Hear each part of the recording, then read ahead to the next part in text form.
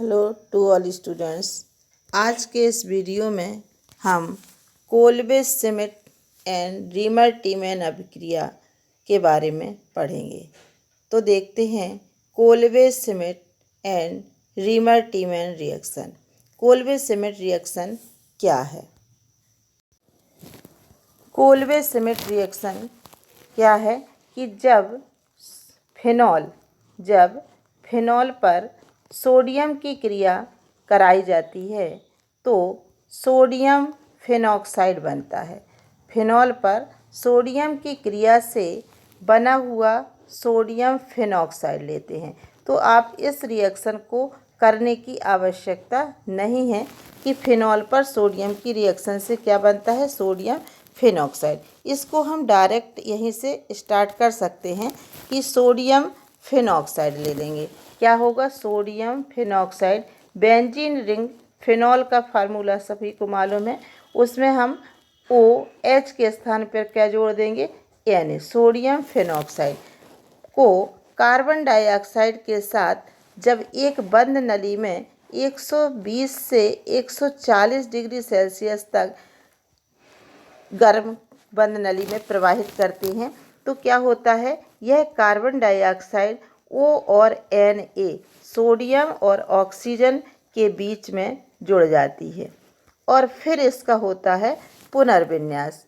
जब पुनर्विन्यास होता है तो पुनर्विन्यास में यहाँ का आर्थो पोजीशन का हाइड्रोजन ऑक्सीजन पर जाकर जुड़ जाता है, क्योंकि यहाँ क्या कंडीशन है कि यहाँ H जो है वो कैसा है? प्लस का है और C है माइनस का। यहाँ C प्लस का है और O माइनस का।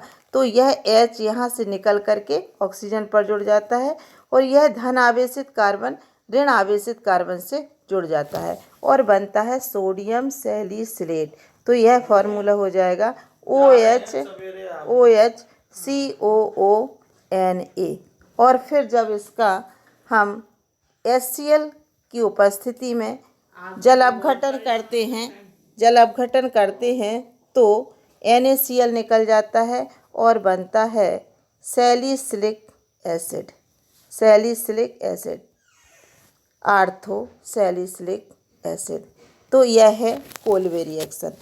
क्या है कोल्बे श्मिट रिएक्शन? कि जब सोडियम फिनॉक्साइड को कार्बन डाइऑक्साइड के साथ 120 से 140 डिग्री सेल्सियस तक गर्म एक बंद नली में प्रवाहित किया जाता है तो पहले कार्बन डाइऑक्साइड ऑक्सीजन और सोडियम के बीच में जुड़ जाएगा और बनेगा एक एकात्मक यौगिक बनता है OCOONA बनेगा।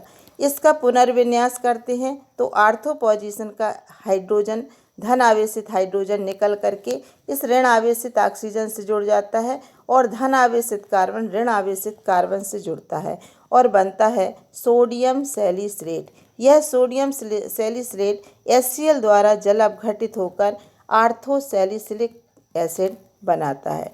तो यह है आपकी कोल्बे रिएक्शन। इसके पश्चात अब हम देखेंगे रीमर टीमैन अभिक्रिया क्या है।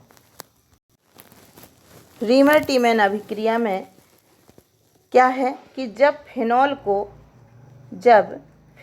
को क्लोरोफॉर्म और कास्टिक पोटास, क्लोरोफॉर्म CHCl3 और कास्टिक पोटास, या तो आप कास्टिक पोटास ले लें या कास्टिक सोडा ले लें NaOH के साथ गर्म किया जाता है तो आर्थो पैरा हाइड्रोक्सी बेंजल्डिहाइड बनता है। तो हाइड्रोक्सी बेंजल्डिहाइड का फॉर्मूला क्या होगा? यह होगा आपका बेंजल्डिहाइड। जब यह आर्थो पोजीशन पर OH जुड़ा है तो यह हो जाएगा आर्थो हाइड्रोक्सी बेंजल्डिहाइड और जब यही कंडीशन आपकी पैरा पोजीशन पर होगी तो बनेगा पैरा हाइड्रोक्सी बेंजल्डिहाइड। यहाँ सोडियम क्लोरीन के साथ संयोग करके सोडियम क्लोराइड एक्स्ट्रा प्रोडक्ट के रूप में NaCl और बन जाता है और OH H से रिएक्ट करके जल बना लेता है। तो NaCl और जल यह एक्स्ट्रा प्रोडक्ट के रूप में बन जाते हैं।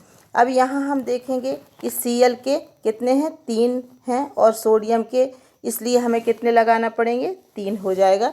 NaCl के 3 बन जाते हैं और ऑक्सीजन के यहाँ 3 हैं, तो एक ऑक्सीजन यहाँ CHO बनाने में यूज हो जाता है और शेष 2 ऑक्सीजन में 2H2O निकल जाता है।